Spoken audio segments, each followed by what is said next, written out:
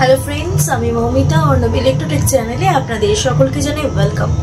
আজকে যে বিশেষ আপডেটটির দিকে নজর রাখবো সেটি হচ্ছে রেল কর্তৃপক্ষ জানিয়ে দিয়েছে চলতি মাসে টানা 8 দিন মেট্রো রেল বন্ধ থাকবে।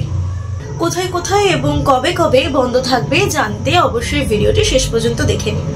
তো বন্ধুরা বলে রাখি, প্রথমে মেট্রো রেল বন্ধ থাকবে ফেব্রুয়ারি মাসের 13 তারিখ থেকে 16 তারিখ পর্যন্ত এবং 20 তারিখ থেকে 23 তারিখ পর্যন্ত এই দুটি দফায় মেট্রো রেল বন্ধ থাকবে। এবার বলি কোথায় কোথায় বা কোন মেট্রো রেল বন্ধ থাকবে।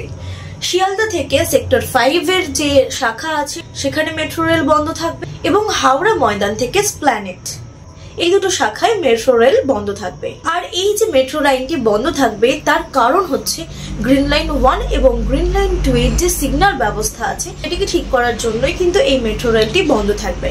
তাহলে বন্ধুরা, আশা করি গুরুত্বপূর্ণ আপডেটটি আপনাদের সকলের ভালো লেগেছে। তাহলে আর দেরি না করে অবশ্যই কিন্তু ভিডিওটি লাইক করে নিজের কাছের মানুষদের সাথে শেয়ার করে দেবেন এবং আজকে যদি আপনি আমাদের চ্যানেলে নতুন এসে থাকেন অবশ্যই চ্যানেলটি সাবস্ক্রাইব করে আমাদের পাশে থাকবেন।